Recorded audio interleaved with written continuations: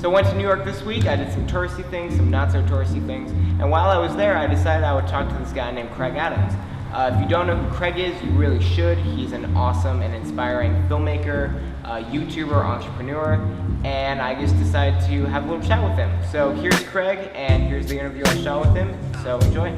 Hi, my name is Kraig Adams. I'm a filmmaker here in Brooklyn. That's where we are right now. And yeah, I own wedding film school, so I try to help educate people about how to shoot weddings on the internet.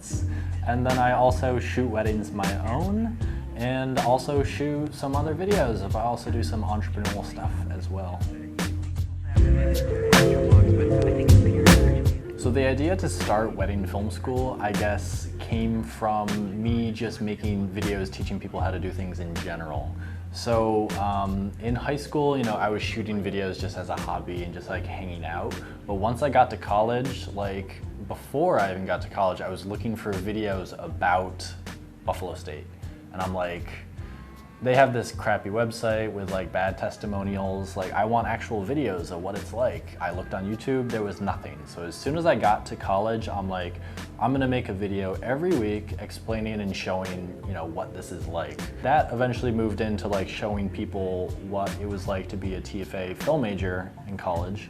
And that became more about tutorials and teaching how to, import this footage, do that, set up lighting this way.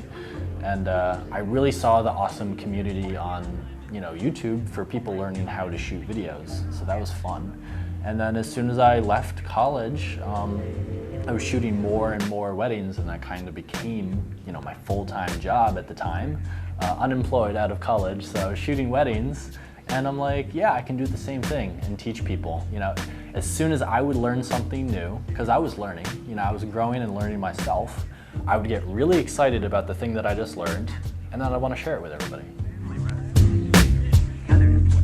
I would say that 90% of what I've learned has been self-taught, even though I went to a 4-year college. It was a liberal arts college named Buffalo State in Buffalo, New York.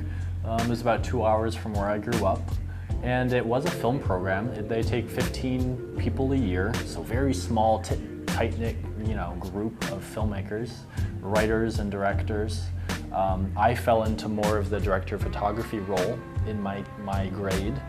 So people would come to me if they wanted something shot. I would go to them if I wanted something directed, or write me a script, and then we would search around the college for actors and whatnot. Probably could have used that money, started my own business, and then kind of learned and did that thing, but hindsight, who needs it? So with most things, business-wise, you can get some kind of investment, and that's either taking out a business loan or finding some kind of person who believes in your vision enough to invest their own money for a profit, an angel investor. But none of that was my situation. The beautiful thing about the YouTube and the internet is that you can take your passion, put a lot of time and effort into it, and then eventually get a following. And then, if you have a following, if you have eyeballs, you can monetize that, because you can always sell products, influence things or people, or push a service. So I did things for free. I hustled, I made videos, I shared information, I told everyone everything I knew, and then eventually I found a way to make money off of that. It wasn't my secret evil plan to start weddings and take over the world with weddings. I was doing an independent film class in high school that I created because I wanted to A, get out of class, B, go do some film things, because I was going to be doing it regardless, so why not actually do it in a high school class that I created. So my person, my art teacher who was in charge of that independent art class, wow, public school, she was getting married. So she's like, Kraig, you shoot video things, why don't you come and shoot my wedding? I'm like, wedding? Why would I shoot a wedding? I was confused. I had been to, one of my family's weddings, but I'd never really given it any thought. I'd never even seen a wedding video before I shot that wedding. I made $100 to go shoot with my little handy cam, all handheld, used a Jason Mraz song, so just straight copyright laws broken, but they loved it. I had to figure out, it blew my mind afterwards. I'm like, what should I do with the footage? And then two, like, how do I give it to them? Like, I'd never made a DVD with that amount of footage before, so it was like this whole week of me figuring out what I'm actually going to do, and just through trial and error, you know. I actually got a formula, got more referrals, people saw that video online, and more people were offering me money to shoot weddings, so like, how could I say no? So, I don't know who convinced me to do same-day edits, but they're crazy. They take so much more time and effort, and they're so stressful.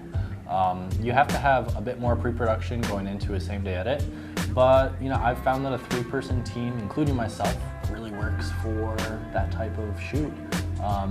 Right after the ceremony is when I get into, you know, organizing and dumping footage, and as soon as cocktail hour hits, I'm 100% editing, trying to do my best to get that ready and going. And it's really important to have a 2-person team that knows what to do. So like a second shooter that can take over the first responsibility.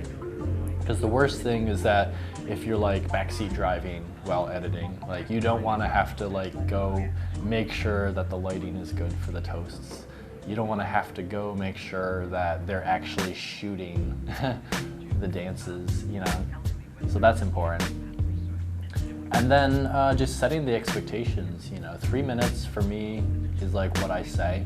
Sometimes I'll edit a 4-minute video, just depends on the day. And they've always been awesome. I've always had an awesome experience shooting and editing and showing a same-day edit. And I like the stress. I like the challenge. I think that's fun. If you go and shoot a wedding and you're bored and you're just like, meh, it's time to change something, right? Do you shoot differently, like different stuff on the same day, or no? Yeah, so on a same day edit, I do shoot differently. I will actually have a conversation with my shooters and be like, hey guys, I don't know if you knew this, but we're shooting a same day edit today. Let's shoot for that. So that means less general coverage of just like people talking and things happening, and more eye candy, more situations of 3s, so like tight, medium, wide. Just make sure that all of the ins and outs for the clips are tight. I'm a very, very efficient shooter on my own, and I try to push that onto my second and third shooters. So like, if they're shooting flowers being delivered, I want them to like have the framing ready, and then as soon as they see the flowers being about to be put on the table, like hit record. So like they're editing in camera for me. And like I said, I do that in general, but I expect that to be perfect on a same day edit, because I don't have any time to be, 1, importing extra footage that I'm not going to be using, 2, sifting through it, and then 3, I just want the good stuff for the edit. So wedding film school revolves around my face, and that's because I'm the only one really doing it. I have some awesome people, which I call super fans, people who help me moderate during live Q&As, people who help me at the YouTube space when I do some shoots there, some people who help contribute some ideas, some quotes, some articles, and I think that area will expand. I would love to get some guest writers, you know, probably take on more of a role of just being a face for the site, and then, you know, managing, but then I want at least half the content to be coming from ghostwriters. Wedding film school is fun, and that's why I keep shooting it. The moment it's not fun to shoot and make those videos and to engage with the community, I'm gonna stop, because that's just how I am. If my mind and my passion isn't, you know, taken over by something, I'm not gonna do it. If weddings stop being fun, I'll stop doing it. So shooting the bride really is like the keystone of all of my brands, and they're all working together to produce something really, really fun and cool. You know, I'll hire crews from my Adams Media brand to shoot the show. My emissary weddings are where I pull my clients from and do the casting, but then wedding film school is really the audience and who I shoot this show for. So it's exciting to bring all of those communities together with a single project, and they're fun to shoot. I like being on camera. I think it's really fun. I have fun when I share what it's like to actually be there on the show. I want to shoot more, and I also want to get to a point where almost all of my emissary brand weddings are shooting the bride weddings.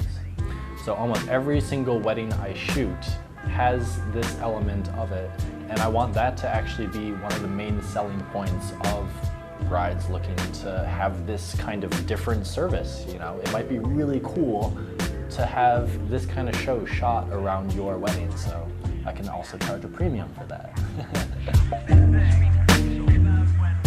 So the nitty-gritty of the process of like from consultation to delivery is pretty much the same for every wedding. I'll get contacted via email, like most people. I will immediately push that email to a phone call. How quickly they get back to me with that phone call says a lot about them and their, you know, how much they want this to happen. So I'll actually be like, cool, thanks, we're available, text me at this number. And then, you know, if they text me, if they email me, it says something about that. So as soon as they text me, I jump on the phone. Treat it like a date. You have to treat it like a date. That's the perfect analogy. Like, pretend you're dating, like you're meeting on a first date. So if I don't feel any chemistry there, you know, it's probably a no. But if they have done their research already, or they show a lot of interest to get to know me in my process, you know, that's cool. We'll keep it going forward. Nitty gritty, we figure everything out, send a proposal, sign it, everything's digital, online. No reason for papers to be flying around. The world has enough global warming as it is, so keep things green. And then I will call them a couple of times, you know, right before the wedding I'll call them, a couple minutes before, no, I'm kidding. Like a week before the wedding, I'll just call them to just like calm their nerves, make them understand that like they can absolutely trust me, I'm on my A game, this is gonna happen, it's gonna be awesome. Because brides like that. It's important. I shoot their day, and then you have to immediately follow up with an email. Tell them how everything goes. They have no idea if the footage was like good or safe. Like tell them it's backed up, tell them, you know, happy face emoji. And yeah, so I typically deliver, so it really is different for every wedding. If it's just a same day edit, I'm gonna deliver within a week just because I have to do a doc edit if they sign that.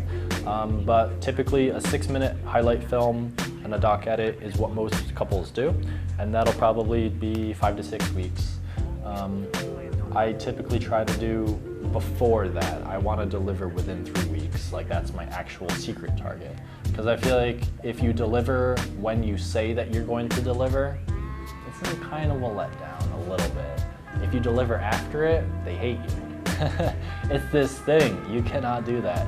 If you deliver after you say you're gonna deliver and you don't email them or talk to them at all, you're dead, like they hate you so much. Don't ever do that. Do not break communication, ever.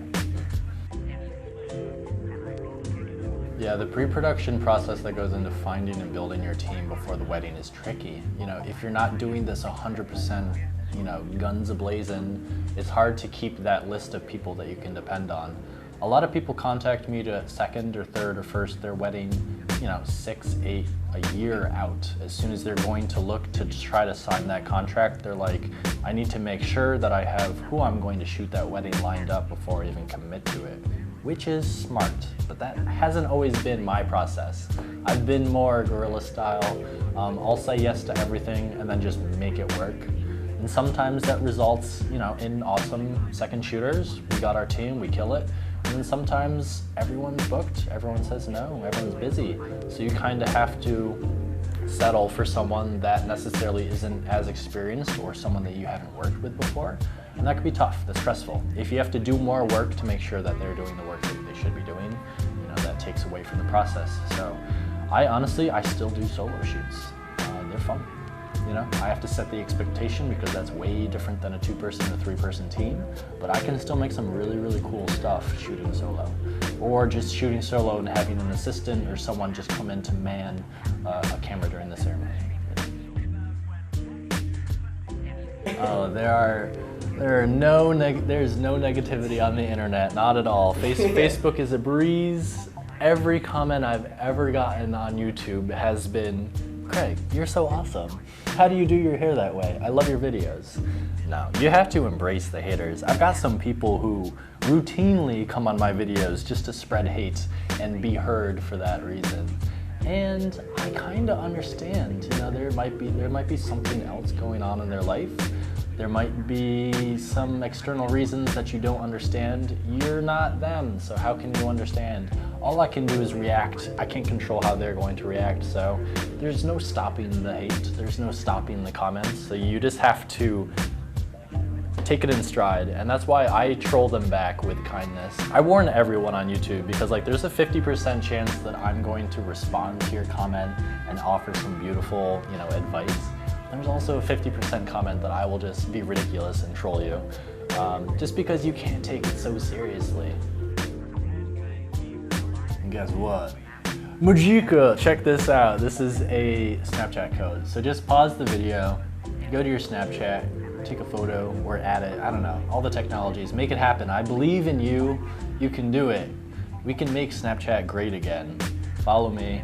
And then send me something ridiculous. I want you to just completely like send me something where I'm watching it and I'm like, all right.